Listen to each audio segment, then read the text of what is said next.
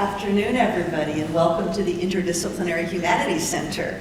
My name is Susan Derwin. I'm the director of the IUC, and we are all just delighted that you're here today for our Imagining California series, which throughout the year will be featuring journalists, scholars, and artists discussing the stories, histories, and innovations that inform California's history, as well as the challenges that lie ahead.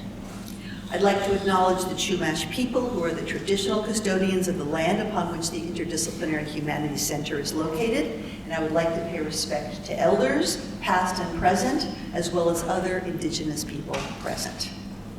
It is my great pleasure to introduce our speaker today, N.G. Lord, Associate Professor of the Practice of English at USC. M.G. Lord received her BA from Yale University and her MFA in writing from Vermont College of Fine Arts. She's the author of 3 rigorous and deeply engaging books of cultural criticism: The Accidental Feminist, How Elizabeth Taylor Raised Our Consciousness and We Were Too Distracted by Her Beauty to Notice; Astro Turf, The Private Life of Rocket Science; and, of course, Forever Barbie, The Unauthorized Biography of a Real Doll. Her first book, Mean Sheets, is a collection of political cartoons and short essays, and she is a regular contributor to publications such as the New York Times Book Review and the paper's Arts and Leisure section, Vogue, the Wall Street Journal, the Los Angeles Times Book Review, and the New Yorker, to name only some publications. She also co-wrote a libretto commissioned by the LA Opera about the 110 freeway, which was the freeway in the first freeway in the Western United States, which is an Imagining California talk in and of itself. Today, though, she is here to speak to us about another iconic part of California history, Barbie, whom Lord continues to think and talk about in her 3-part podcast series out now called LA Made, the Barbie Tapes. It's my pleasure to welcome first-generation Barbie owner N.G. Lord to present Is Barbie Feminist? It's Complicated.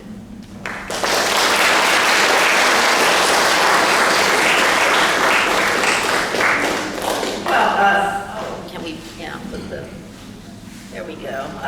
Thank you, Susan, and thank all of you for coming out.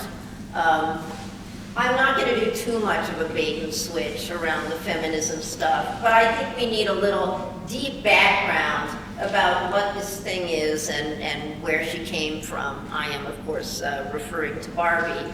I assured Susan that I would center this on California, and it really is almost impossible to imagine Barbie coming into existence anywhere but here in Southern California. I mean, Hawthorne, El Segundo, a short drive from Disneyland, minutes from the beach. Southern California is a place where historically people have come to make their fortunes, where beautiful women were discovered in drugstores and a man could turn a mouse into an empire. Just this week, in fact, 100 years of empire. I mean, really, like, Barbie couldn't have been developed in Pawtucket, Rhode Island, where Hasbro is, or Cincinnati, Ohio. She needed the sun to incubate her, or at any event, to lighten her hair. And the other sort of interesting thing is now Mattel is in El Segundo, the towering structure I suspect many of you saw in the film. But initially, from the 40s until 1991, Mattel was in Hawthorne, California, which incidentally also has another glamour girl bit of history. Marilyn Monroe was born there in 1926. This talk is not going to be a complete rambling disaster, but there's definitely going to be a big thread of Barbie and me. And my most recent Barbie experience was over the summer. I wish my book had been optioned by Greta Gerwig, even though she forgive me, but clearly relied heavily on my research. But nevertheless, you know, a rising tide lifts all boats. Please quote me and note my magnanimity. I had a young collaborator at Southern California Public Radio who said, you know, this movie is coming out and I loved your book and I can't believe, you know, what these people said in a world where no one would be cautious about being surreptitiously recorded on a cell phone. And she said, why not let's digitize some of the old tapes, you know, so we can hear, you know,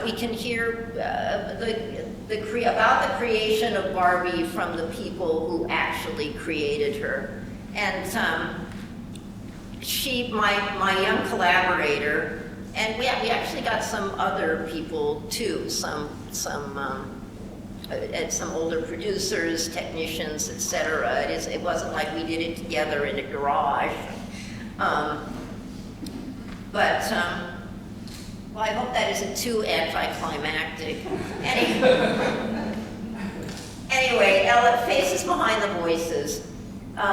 Again, a little bit of background. I suspect if you've seen the movie, well, don't get me started on the portrait of Ruth Handler in the movie. This incredibly, let's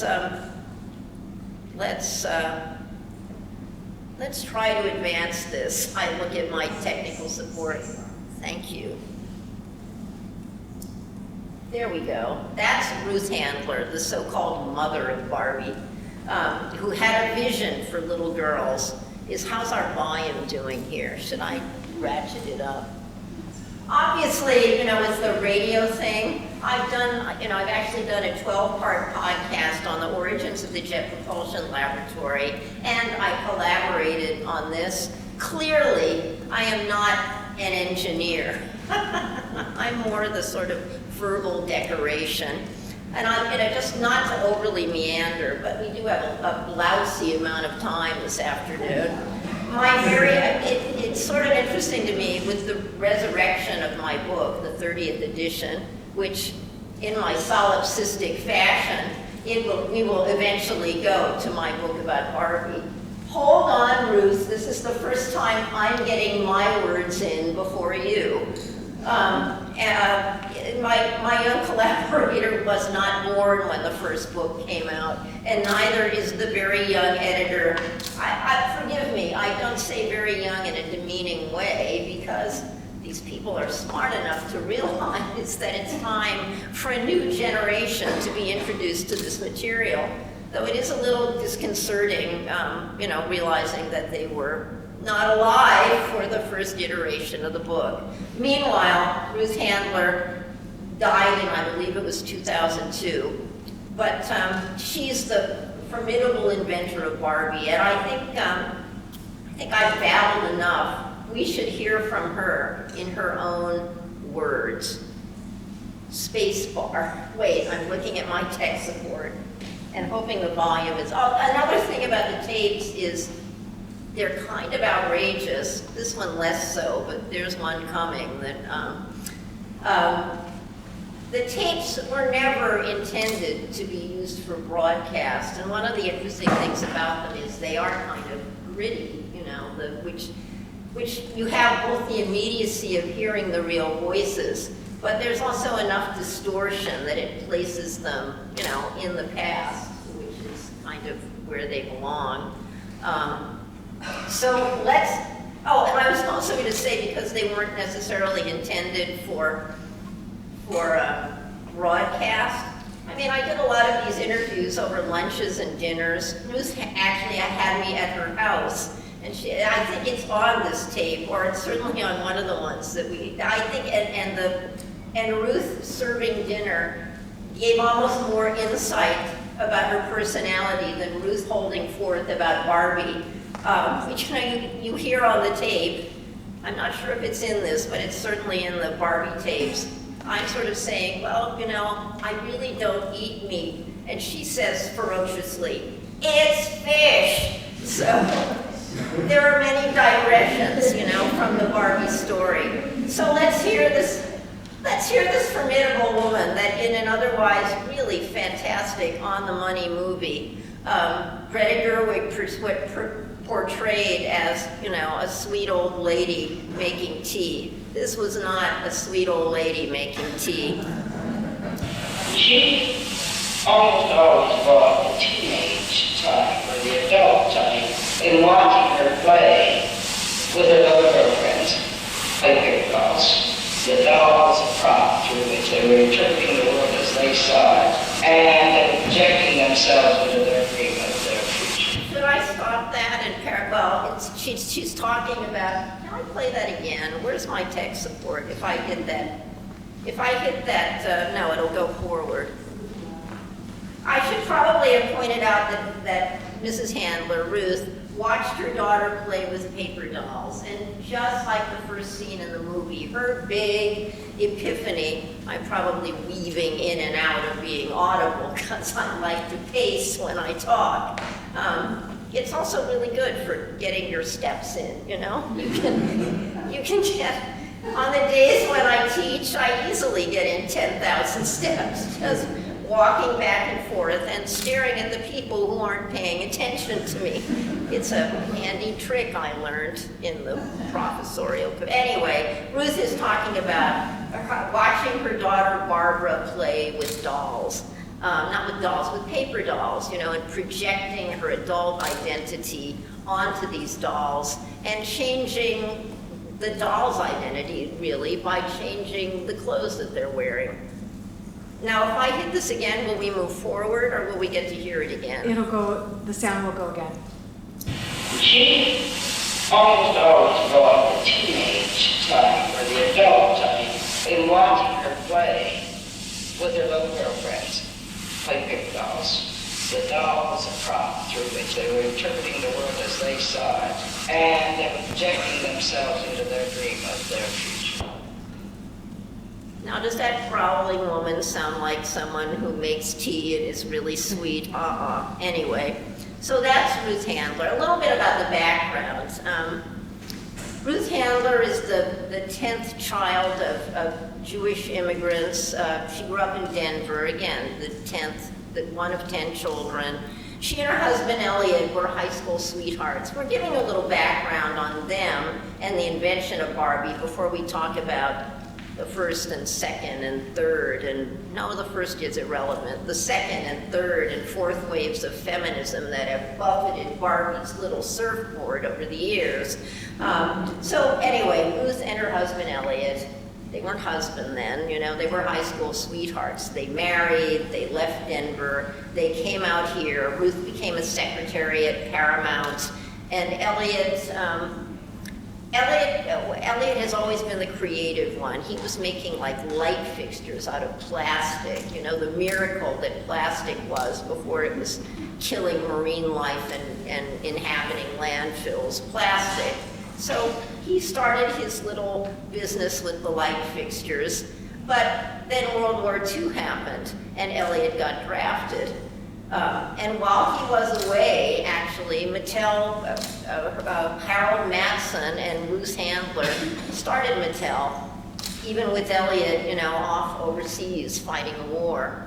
But he came back, and I guess that places us in 1945. Well, two other maybe important things happened. These are almost parenthetical asides, except in the life of Ruth and Elliot Handler. They had two kids. In 1941, their daughter, Barbie, was born. And in 1945, their son, or was it 44? Well, it doesn't matter. He's no longer alive. Their son, Ken, was born. All right, so that's Ruth, that's her doll. How much of Ruth should I get into here? Maybe a lot, because I can't remember what's entirely in this, what we have in it. Well, I don't want to get us off the Barbie track, but Ruth, if I meander to the degree that I fail to pick up the interesting topic of Ruth's second career, and then the provocative detail, after she became the biggest convicted white-collar felon in the state of California before Michael Milken, just nudge me, say felon and second career, and I'll go right into it. But otherwise, it's interrupting the Barbie narrative. Oh, this is also part of her genius. So she watches her daughter play with these paper dolls and project their adult selves onto them. And while she's traveling in a German-speaking country, Switzerland, she encounters this thing. And I was going to bring this thing today, except the doll is so valuable, you know, I didn't want to take it out of the vault. It's a Lily doll. It's based on a character that appeared in a single panel cartoon in the Bild Zeitung, kind of downscale German newspaper published in Hamburg, a little bit like our National Enquirer. Now Lily, I'm not sure what I have in this. This is not perhaps my favorite Lily ad that tells something about her personality, though I think it is kind of revealing that maybe she isn't entirely the wholesome, all-American girl.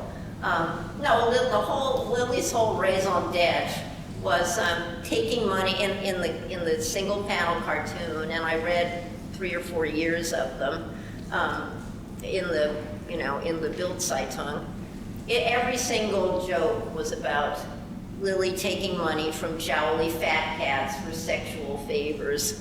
I think the New Yorker quoted my book. I said something about how she was the vanquished Aryan, gold digging her way back to prosperity. Well, that's Lily.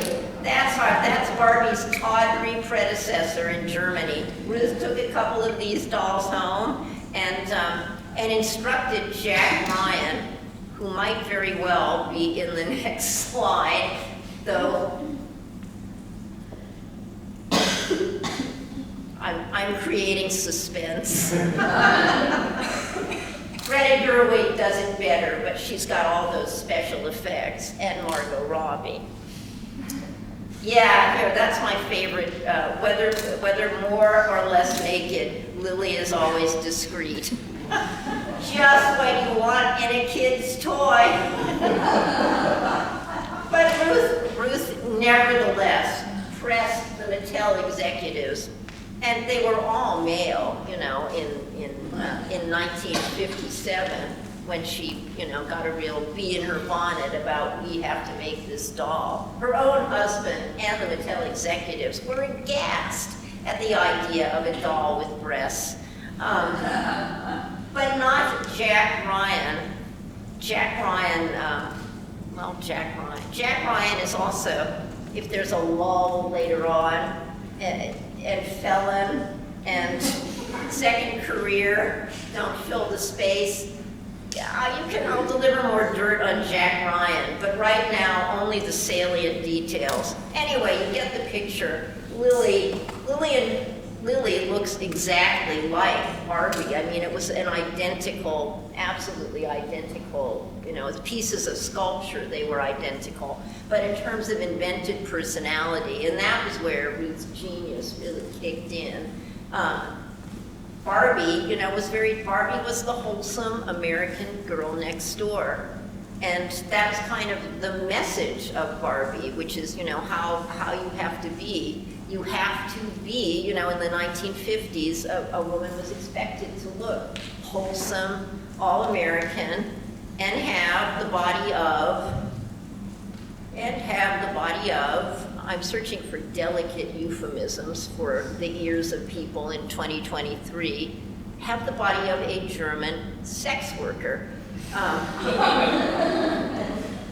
Jack Ryan, it was, you know, the interview actually that I have with him was done by a friend and colleague in the late 70s, Ella King Torrey, who is no longer alive. She did a Yale Scholar of the House project, or started doing the research under that auspices way back when. And I think we're getting Jack Ryan now. And he's going to describe, well, we'll just see if we have him. Yes, there is Jack Ryan with his wife, or one of his wives, Zsa Zsa Gabor. And Ruth stuck the doll into his briefcase. You know, toys at that point were often made in Japan. Actually, and they would say made in Japan. In fact, until 1955, they had to say made in occupied Japan. And made in Japan, you know, before Minolta cameras and all this really things of high quality, made in Japan was kind of synonymous with, you know, not so well made back at that time, which certainly in no way reflects, you know, the quality of workmanship today. But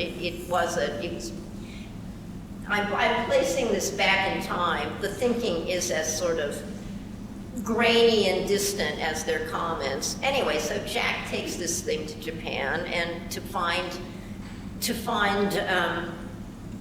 a manufacturer that will duplicate the doll. But I hope this is clear because I don't want to spoil the joke, or not joke, but the horrifying sequence in his voice. If I have to, I'll paraphrase again if there's too much distortion. But he can talk about how he had to get rid of a recurrent problem that would come back. The manufacturer just couldn't seem to get one thing right, and he had to fix it with his little Swiss file. Oh, please, let's hope you can hear him. And each time I would get a half a dozen back, there were nipples on the breasts. And our marketing people were scared to put out a doll with nipples on the breast. So every time the masters came from Japan, it was my duty to take my little fine Swiss file, which they use for working on watches. Swiss files are for watch work. And I very daintily filed the nipples off and returned them, and coming back with nipples. So finally, after I filed them off several times, they got the idea that they were supposed to make it without nipples. Well, that's one of his fun activities. He actually was a really interesting guy, a Yale-educated aerospace engineer who worked on the Sparrow and Hawk missiles for Raytheon before Elliott Handler met him, and was kind of interested in his, you know, the idea of having toys that were more engineered. We'll see some of those toys later, and they're not universally good ideas, but, you know, Jack Ryan came up with Chatty Cathy, and Jack Ryan also had kind of a, I'm searching for euphemisms, my colleagues on the Southern California Public Radio podcast were adamant about being kink positive. So Jack's unusual, how do I even euphemize that? I also feel them, you know, my colleagues from public radio, like I feel like they're monitoring me. And if I say anything that violates the kink positive, whatever. Anyway, he had a sex addiction issue and a cocaine addiction issue. And he also had this amazing house in Bel Air, that had, among other things, what Jaja described as a torture chamber in his basement. He was very into BDSM, and he was a very complicated and challenging man. I think we're going to see more of him. Yes, we are. That's with the scaffolding. That's the cat. It's no longer there. The house that he lived in Bel Air. You're really getting a deep dive into the Barbie family, and well, if I had known how important that plastic object was going to be in my life, I would have paid a lot more attention in April of my senior year in high school, because as I mentioned, Jack Ryan was a Yale engineer, but he had this amazing house in Bel Air that had this amazing tree house with a chandelier, and he had 2 lions by the front entrance that he had. I mean, now this is nothing, but, well, when I was heading off to college back in, well, let's just say a long time ago, the talking lions were really something, you know, the magical tree house, and he had the party for the people who'd been accepted into Yale. And I think everyone, not just, you know, me, I went to high school in Long Beach, California. I stumbled in, I saw the tree house, like, sign me up, I'm going to New Haven.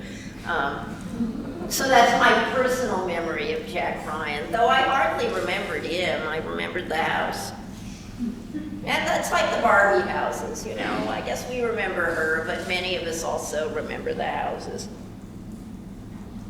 Okay, this moves us a little farther up in time. This moves up to the 80s and 90s. And Judy, in a minute, is going to, she's going to deny, you know, well, let's actually, several key things about Barbie that I was going to reprise at the end, but I think we need to put them out there right away. First of all, this is clearly not a doll that was made by men to oppress and enslave women. It was always Ruth Handler, Barbie's first dress designer, Charlotte Johnson. It was always a doll designed by women, for women, to teach women what, for better or worse, was expected of them. And, well, actually, let's talk a little bit. I probably should have a picture of Judy, I'm having one of those Mitch McConnell moments. But I don't think you need to call the EMTs yet. If it were a real Mitch McConnell moment, I would say, not the EMTs, but the ATMs. Charlotte Johnson was Barbie's first dress designer. She had worked on 7th Avenue for most of her life, and when she was around 50, she met Ruth Handler, and she was intrigued by the possibility of designing a tiny wardrobe for this doll. And you know, I probably should have brought more examples, but for those of you who remember the early wardrobe, you know, it wasn't just a casual thought about clothing. I mean, everything was finished perfectly. They used a narrow gauge thread so it would be possible to, you know, to have very detailed miniature clothes. And from the get-go, in her very first set of outfits, the concept was always razor, razor blade. The doll was the razor blades would be the expensive commodity, the clothes. But in her very first set of outfits, she had, it's a fabulous little outfit. My Midge doll is wearing it at home. I'm sorry I don't have Midge with me, but there was only so much room on the train, or that iteration of Midge. An outfit called Busy Gal, and it was a chic little suit, and it came with a portfolio of fashion sketches. So, in a way, I mean, I think this early iteration of the doll was kind of proto-feminist. I mean, she always, from the get-go, had paraphernalia for a career. She was self-supporting, and she had no husband and that body. You know, it was in a lot of ways, her message, the message of the Barbie doll and her paraphernalia told in objects, or preached the same gospel in objects that Helen Gurley Brown was preaching in her important 1962 book, Sex and the Single Girl, which was proto-feminist. Despite its breathy prose, it was very much an anti-marriage manifesto and an argument for women's financial and sexual autonomy. Well, now we have to go a little bit into the waves of feminism. You know, it seems to me, it struck me that this would be, you know, would be proto-feminist. But the second wave feminists just did not see the little outfits and the fashion sketches. They just saw that body underneath it. And Barbie was a real bugbear for the second wave feminists. You know, I could have pictures up of Betty Friedan, who arguably started second wave feminism with the publication in 1963 of The Feminine Mystique. She blurbed my original book. It would be interesting to see the new edition, largely blurbed by dead people, but we'll just leave that on. Anyway, meanwhile, back at Betty Friedan, 1963, kind of the wellsprings of misery for women trapped at home in the 1950s are exposed. 1966, I think, the National Organization for Women is founded, and second wave feminism is off and running. And one of the places where they run in 1968, big protest at the Miss America pageant, which, as you know, enshrines, or in those days certainly, enshrined looks that were embodied by the Barbie doll. 1971, a few years later, yet another big protest now accuses Barbie of gender stereotyping boys and girls. Well, you're not going to get an argument from me on that. And finally, another huge one, at Toy Fair, New York Toy Fair, the big annual trade show, now charged Barbie with encouraging little girls to see themselves as sex objects, clothes mannequins, and household servants. Not so great, in other words. But then third wave feminism comes around, and the picture kind of changes a little bit in the 90s. I guess before we get to Judy sounds okay in the podcast, but I'm not sure that we lifted the correct audio for this, because the interview with Judy Shackelford, who was one of the women who ran the Barbie line in the 1980s, and in the 1980s, I'm combing the crowd for the faces of people who might actually remember the 1980s. Yes, there was a recession. A lot of women were going into the workforce, in large part because they needed to make some, and the whole idea of, I guess it's like proto-girl boss. Barbie came out as day-to-night Barbie. I could go off on a total tangent here, but I won't. Or maybe I'll go off on the tangent after well, on the other hand, you'll continue paying attention if you think that if you think that more fun, unintelligible audio is ahead of you. In the 1980s, a lot of women went back to work,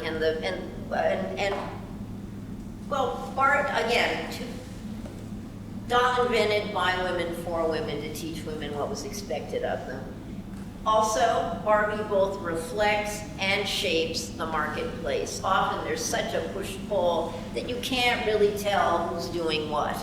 But as more women went to work, day-to-night Barbie was created and became this huge seller. Day-to-night Barbie by day. I'm not wearing Barbie shoes. I had to take the train up. I apologize for this. Well, the new ones, and we'll talk a little bit about that, Project Dawn, when we get to fourth wave feminism. She came in a little pink business suit with all the paraphernalia for a career. Paraphernalia that now seems quite obsolete. A copy of the Wall Street Journal, who reads newspapers, a clunky calculator, etc. But the message about what's expected of women was, you throw off your pink jacket and you twist around your and you lose the mid-calf skirt, this was the 1980s, and you twist around your blouse and you're like wearing this party drag queen outfit. I'm just going to go off on a tangent that they never wanted me to go off on in the podcast, which is, to me, Day to Night Barbies and the whole Day to Night series is a teaching tool for something that the late psychoanalyst Louise Kaplan called homeovestism. Homeo meaning of the same, like homeopathy, and vestism meaning clothes. And the idea is that you mask your cross-gender strivings by decking yourself out like a parody of your own gender. For instance, Scarlett O'Hara, super ambitious and aggressive, and also baroquely, these are my air quotes, baroquely feminine. That was air quote feminine. And the same way that, you know, a man would mask his cross-gender strivings by decking himself out like, I don't know, Arnold Schwarzenegger during his governor period when he wasn't widely reviled, just kind of arch-masculine and butch. Anyway, but I do think it's and there are also degrees of how much the cross-gender strivings have to be masked. I mean, for the Barbie in the pink suit who went to Wall Street, she had a kind of like a delicate little party dress. But the one who was the airline pilot, who actually wore a necktie, boy, she had to rip that necktie off, and she had a poof skirt, which, remember those horrible things? Well, somebody remembers those horrible things. But you can read all about them in Susan Faludi's book, because you know, she goes on a whole riff about the ridiculous, infantilizing drag queen aspect of them. I should really just show you pictures. Let's just. Anyway, Judy Shackelford was beginning to and her team at Mattel was beginning to put the dolls into, well, to give them more impressive careers. You know, no more merely flight attendant. They were pilots. They became pilots in the 80s. It was a transitional period. And she's chewing and she's clinking glasses, but basically she denies that she's a feminist in the unintelligible audio that you're going to hear now. I can paraphrase it for you afterwards, but it is her voice. Isn't that funny? I mean, I don't think these are hardcore feminists. Lots of people I know at Mattel, or the women I know, consider themselves capable. They want to believe they got the job not because they're women, but because they're who they are. And they think they're capable and competent and do all those things. And I think they are advocates of women's rights. They want a fair shake. But I don't think anybody's exactly a carrying signs for Washington type of people. They're also busy doing their job. Well, basically, she denies that she's a feminist, you know, interested in women's rights, yada, yada, yada, but they won't use that word. And that was the same dance that Robbie Brenner and the CEO,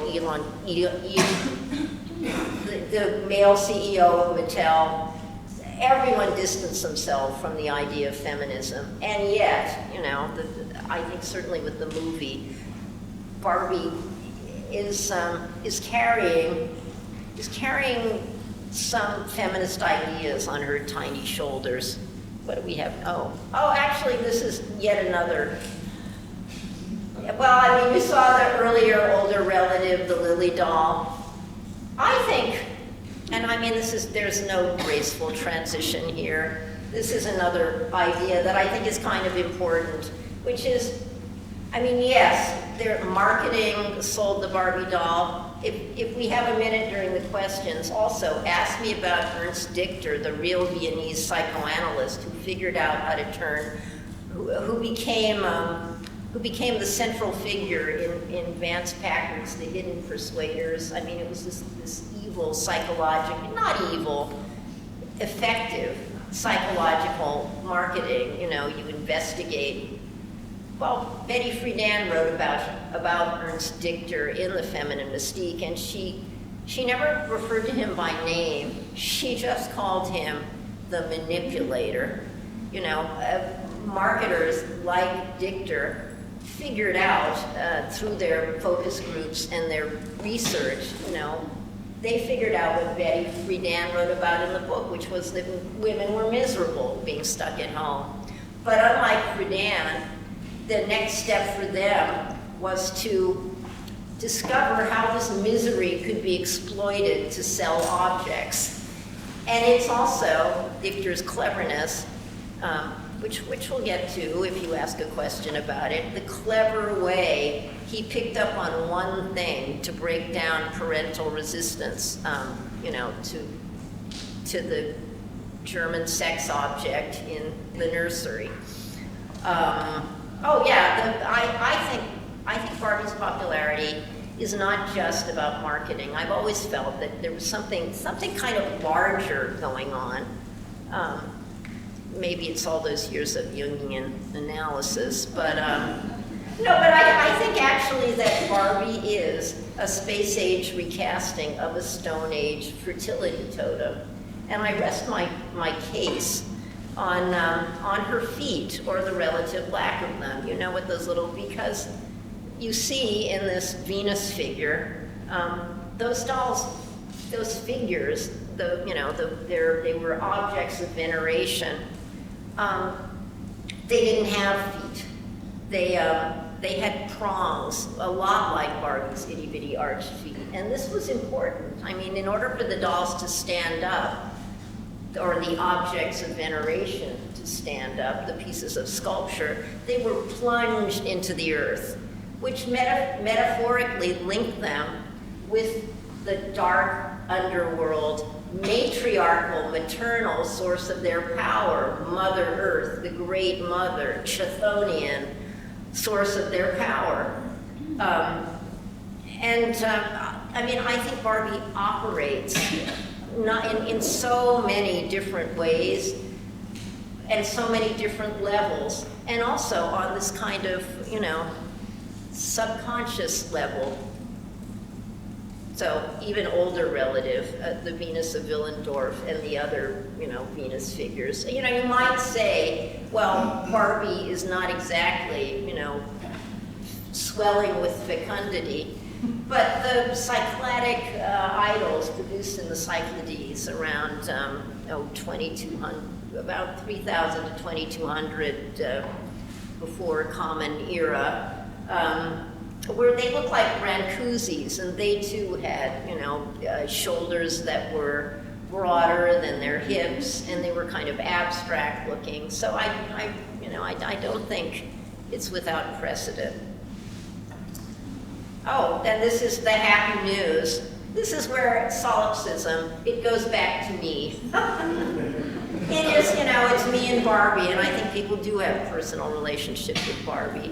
Our podcast became, you know, the best, the Guardian named it the best podcast. It trended, and on Chartable's rankings, I think, yeah, exactly. It became the #1 podcast in the U.S., and it was more intelligible than what you have here,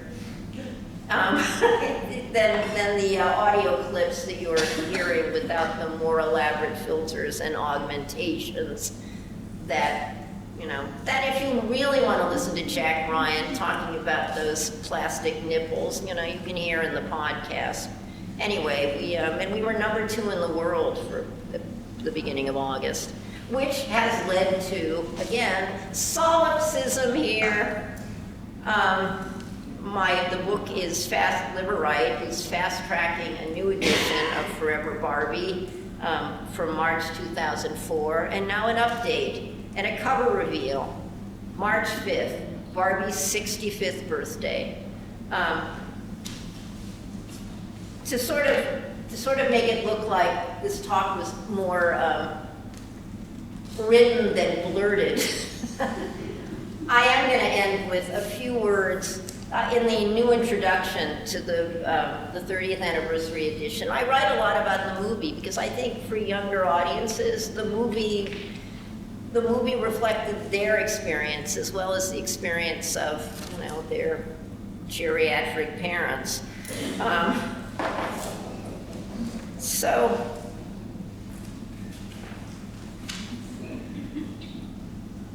Yeah, here we go. I mentioned earlier that in my opinion, I don't think Greta Gerwig's characterization of Ruth Handler was, the Ruth Handler that I had experienced. But going back to a theme that I introduced earlier, it's one thing Gerwig really got right in that movie. Barbie has never been a doll invented by men to oppress women. Rather, she was invented by women, for women, to teach women what, for better or worse, was expected of them. And the expectations have always been too high. And now we're going to go to the movie, or my favorite part of the movie. It's literally impossible to be a woman, the actor America Ferrera blurts in a monologue at the heart of the Barbie movie. Quote, "You have to never get old, never be rude, never show off, never be selfish, never fall down, never fail, never show fear, never get out of line." And if you remember in the movie, her speech is an effort to comfort stereotypical Barbie, who's been debilitated by the awfulness of women's place in the real world. Ferrera's character is also grappling with her rebellious daughter and their relationship, like the quasi-maternal relationship of Ruth Handler to the doll, provide another moving theme in Barbie the movie, generational change and the inevitability of death. 30 years ago, it's still startling to me that I can say 30 years ago. It's like, how did I get, anyway. 30 years ago, when I called my book Forever Barbie, I joked that this was because the doll's plastic would never biodegrade. But Gerwig gives blah, blah, blah, blah. This is why I'm not an actor. But Gerwig gives Barbie's timelessness a more profound spin. Barbie is more than her physical self.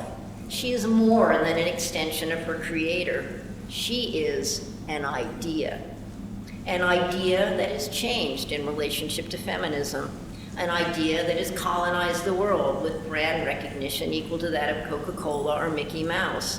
An idea that Gerwig could personify to expose the damage caused when society elevates one gender above another.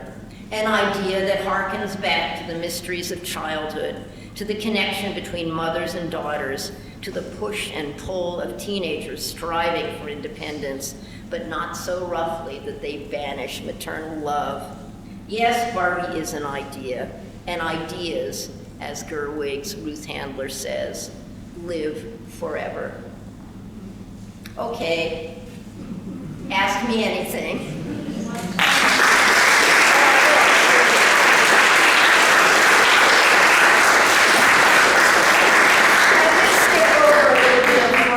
Feminism and something called Project Dawn. The cards for that just fell out of the Project Dawn 2015. That Barbie's body changed. Mattel was losing money, seriously losing money, like lost 20% of the global dolls and accessories market between 2012 and 2014. So they were highly incentivized to make a change. Concurrent with that, around 2012, is this fourth wave feminism, largely an online movement that has two real centerpieces. I guess you could have two centerpieces, not a center. Anyway, two centerpieces. One is intersectionality, and the other is body positivity, the idea that there is no one perfect body. And Mattel took this to heart. Project Dawn was a year-long effort to add a few millimeters to Barbie's hips.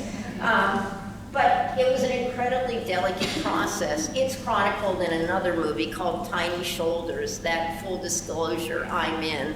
I provide the historical background, and I sob over my dead mother in the Nevermind. But it's a good movie, and it charts all the complexity. I think I'm a little bit of relief in that movie from relentless girl boss corporate feminism. But nevertheless, it was a positive change. A few millimeters, flat feet, and the idea that no longer do you have to be a German you-know-what to make it as a woman in this world. Shall we look at some atrocities?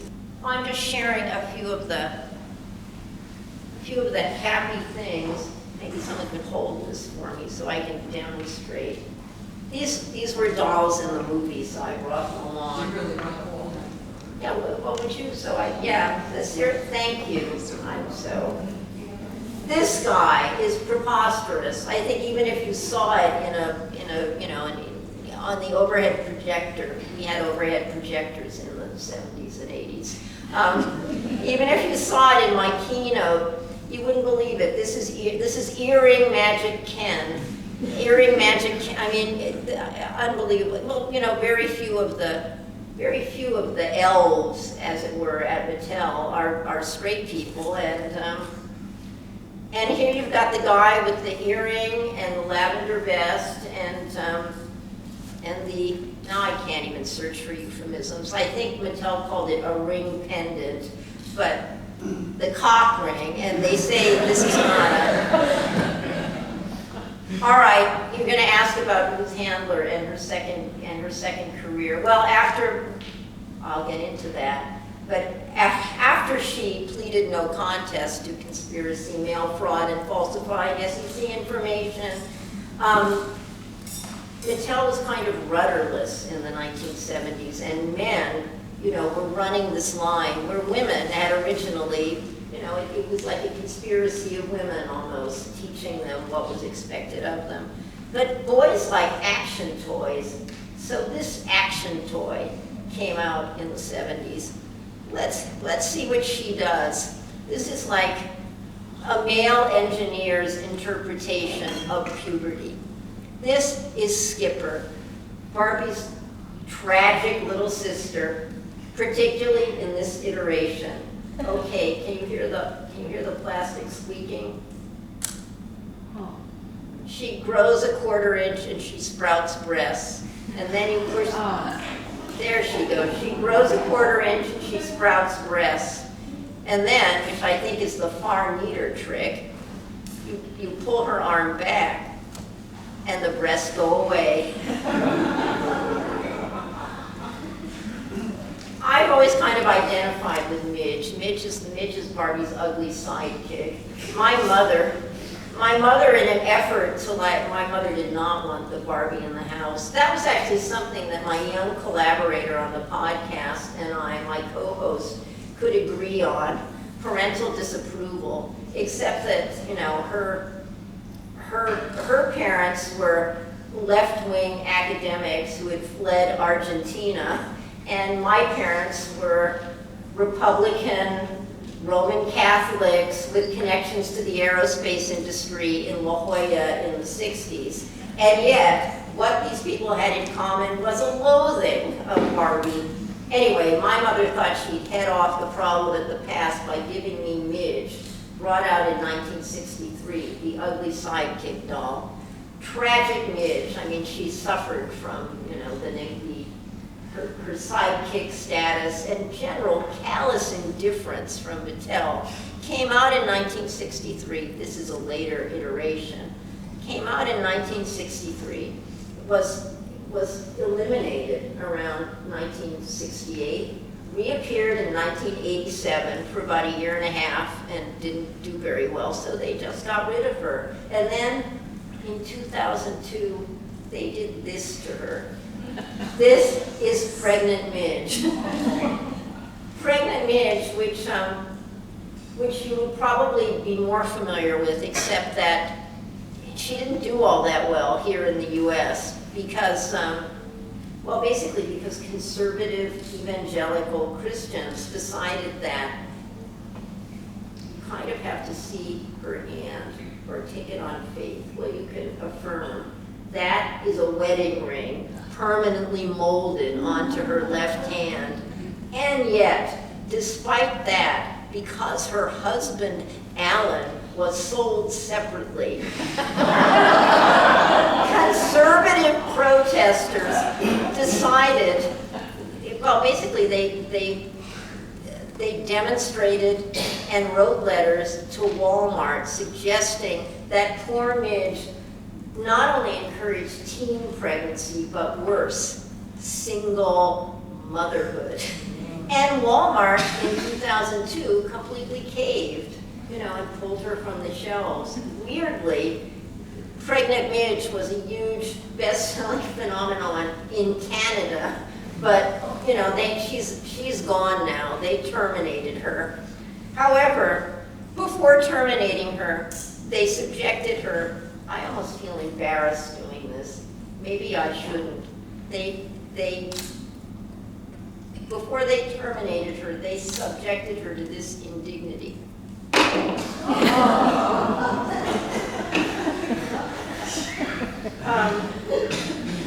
Well, that's more climactic than my reading the end of my book. How about any questions? Hello, my name is Britton, and I just wanted to ask, so Barbie's parents in your presentation were deemed as problematic. How do you feel about Gerwig falsifying? I'm sorry, what was that? Oh, it's okay. I'll re-ask it. So, Barbie's parents in your presentation were deemed as quite problematic. How do you feel about Gerwig falsifying and glamorizing Ruth Handler? And do you think it is misleading, or does it have no effect on Barbie's image? I think Greta Gerwig is the best friend that Midge was intended to be. Their collaboration transformed both of their lives. In 17 days, Gerwig became, the first woman to direct a $1 billion movie in the first 17 days of release. And what happened to Barbie? The sales have skyrocketed. Editorial pages have been filled with people pondering what is the meaning of Barbie. I mean, I think she's really been my book has been resurrected. I think the movie was I don't know what your feelings about the movie were, but it was a huge phenomenon, and it was also, it was hilarious, but it was also a scathing attack on patriarchy and male entitlement. And yet, because it was so pink, people actually went to it. But it also, but there was also a huge backlash with, conservative, misogynistic commentators, like Ben Shapiro, for instance. He, to me, it's just so horrifying. He was so irritated at this challenge to patriarchy that I mentioned this in the intro. It's like he usually roasts his targets with words. He literally roasted a Barbie doll. He set a Barbie doll on fire in this harrowing act of symbolic femicide. And I do think, the enemy of my enemy is my friend. If this movie could irritate him that much, it is a great movie. And also, even small details in the scene at Mattel where a blustering Will Ferrell is the male CEO, and he says apologetically to the Margot Robbie stereotypical Barbie, well, we once had a female CEO in the 90s, and that's true. She got many of the details right, and there were a lot of, the growing up skipper is actually dressed like that growing up skipper. I don't know, what did you think of the movie? I personally liked it. I feel like at the beginning I was a little lost in translation, but I think the end was really powerful. I actually went to see it with my mom, and I don't know, maybe it's just like a woman experience, but we both left the movie in tears. Oh, I thought the scenes with America Ferrera and her daughter, the doll of promoting sexualized capitalism. I have a friend, a mother, who brought her youngish daughter to the movie, and she had prepared her for a lot of the concepts that might be over her head, including sexualized capitalism. But when they say you're a fascist to Barbie, she had to explain fascism. Their dinner afterwards was explaining fascism, which is always a good thing to know, I think. So you recognize it. I do want to ask maybe a humorous question, but do you think in the next 5 years we're going to get a Ken movie? Probably. I think this was Ken's movie. Yeah. I mean, I think, actually, I think it deals with, I think the whole flip, the Oz motif, was kind of brilliant. That she starts out in Oz, which is the world of how little girls actually play with dolls, well, actually, my dolls were a mess. I baroquely cross-dressed them, and never mind. But it's an idealized world. The Barbies have all the power, and Ken came out in 1961. Barbie came out in 1959. He is literally the second sex. He was only produced as an afterthought. Mrs. Handler didn't want to make Ken, even though she named the thing after her son.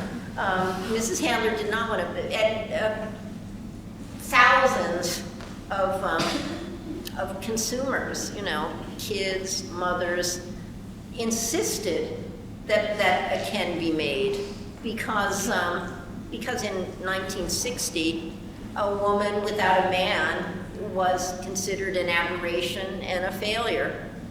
So, I mean, they're probably, but I think this was really almost his movie. And it kind of tenderly deals with,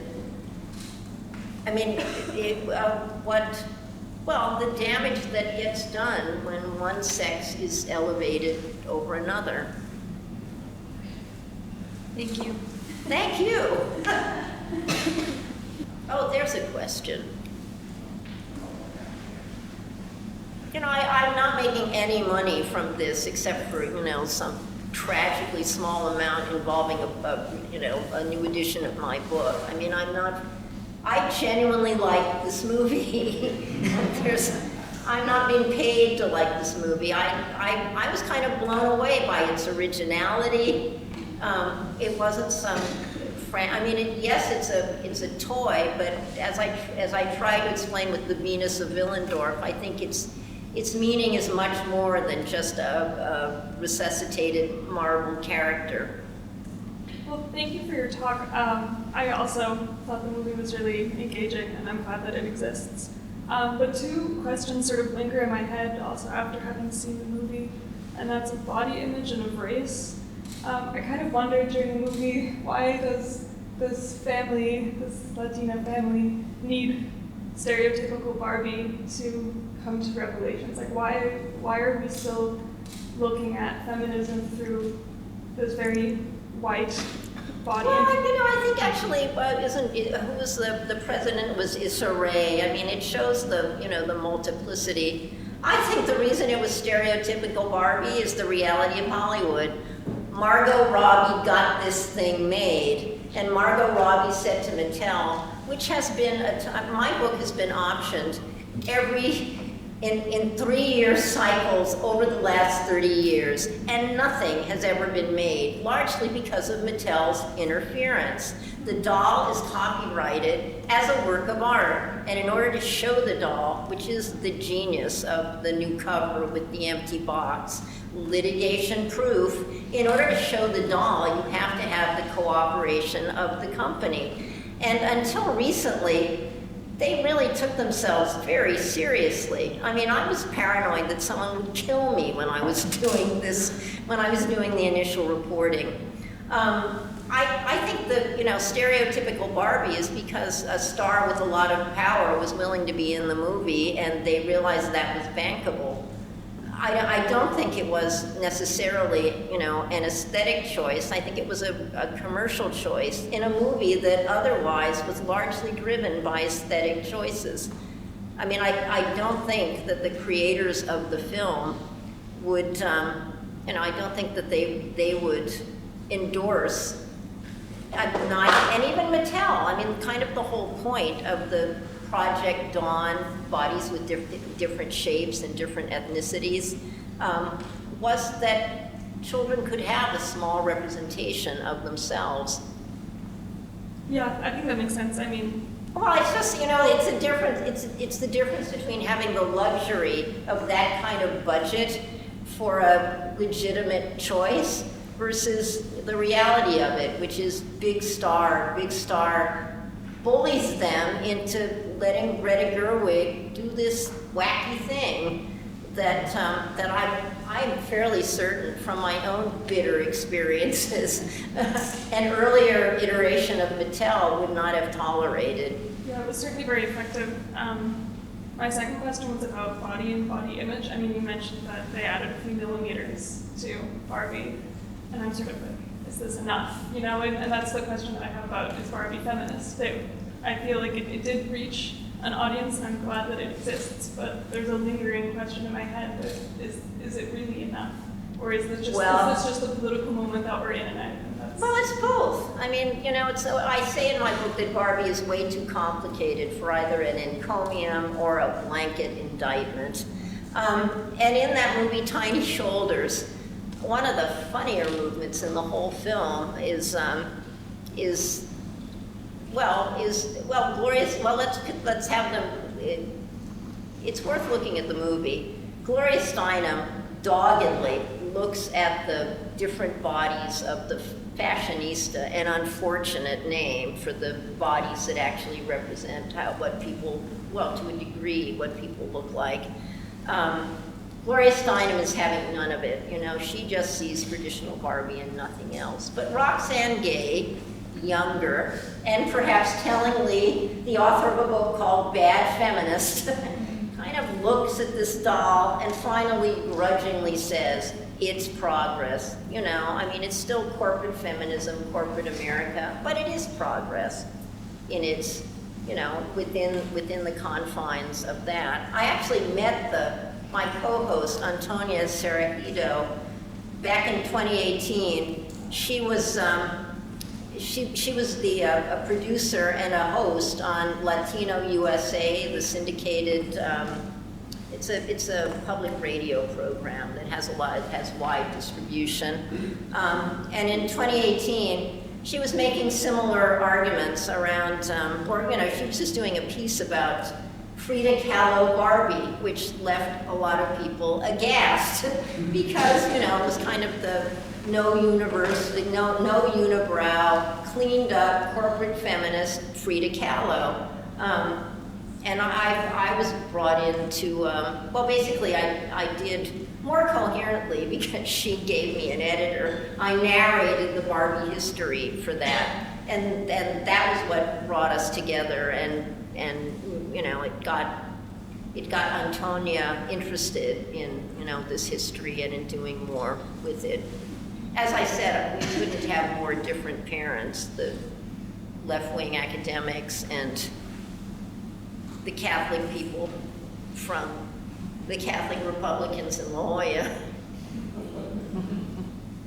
Also, interestingly, in the early 90s, when Antonia would have been a child, they made this kind of hideous, it wasn't probably conceivably some people have close relationships with their Teresa doll, the Latinx Barbie, which Antonia did not remember having. So I was teasing her and saying, well, you obviously have some mental block, remember? And her mother looked at it and was aghast, and it's like, I wouldn't have that thing in my house. So that was not thrown out to make a point. It was just thrown out.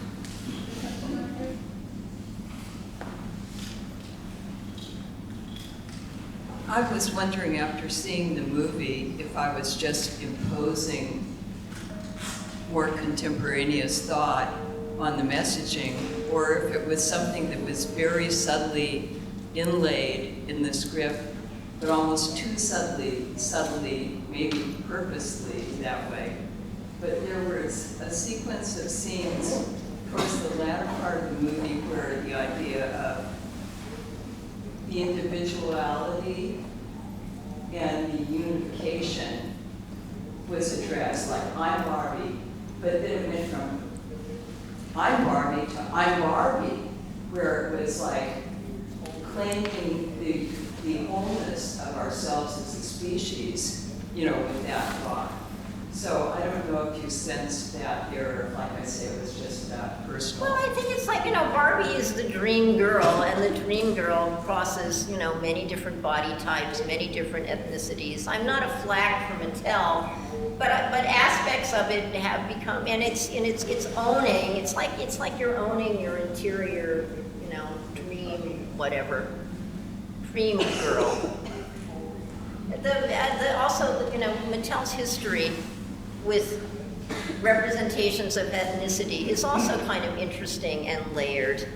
And when I first started doing the work, Mattel didn't even have an archive, which in some ways was good because it was a way to hide things like growing up Skipper.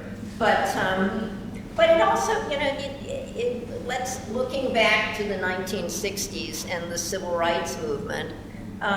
Barbie had friends of color by 1968. Her friend Christy, Diane Carroll doll based on a television character. And the other thing about Barbie and that buxom figure that Mattel wouldn't go anywhere near until, to change until 2016. In the late 60s, that look, that Dior's new look, hourglass figure and everything is not, that wasn't what trendy kids were wearing or trendy young people. They were wearing those Carnaby Street outfits, the Twiggy. Mattel made a Twiggy doll, and she made a Stacy doll, and she made another little friend called Francie that were flat-chested. And then Mattel made something that they probably regret the name of. They made Colored Francie, which, yes, it was another friend, but it is really, that's a box I didn't even want to carry around. Mattel also, because one of the vice presidents, it actually was a surprisingly diverse company, which is revealed in the interviews in my book. And they made a decision after, I'm trying to remember the year, after the incendiary episode in Watts, they made a decision to not fully underwrite, but in large part support a Black enterprise toy company in South Los Angeles. It was called Shindana, which now Bootstrap, as Alyssa Quart will tell you in her book Bootstraps, is controversial, but at the time, Shindana meant bootstrap, and it was, a company that made dolls that had ethnically correct features and hair texture, fashion dolls before they were fashionable. They had one big crossover success, which you can find on eBay. There was a comedian, what was his name? We're Mitch McConnell again. Geraldine, he had an alter ego. Yes, Flip Wilson, thank you, Susan. Flip Wilson, a very popular Black comedian, and his alter ego, Geraldine. And Shindana made like a Raggedy Ann doll that was Flip Wilson on one side and Geraldine on the other. And it was like a huge crossover bestseller trading on the popularity of Flip Wilson. And probably books have been written about Shindana now. But I actually talked to the original engineers and the people running the company. It was kind of an exciting time, and it's not, you wouldn't think, considering how big, white, stereotypical Barbie looms over everything, that Mattel would have, largely subsidized this Black enterprise toy company. Well, I suggest we all go to our reception to continue the conversation. I'd like to go to yours and everything. Yours was wonderful. all.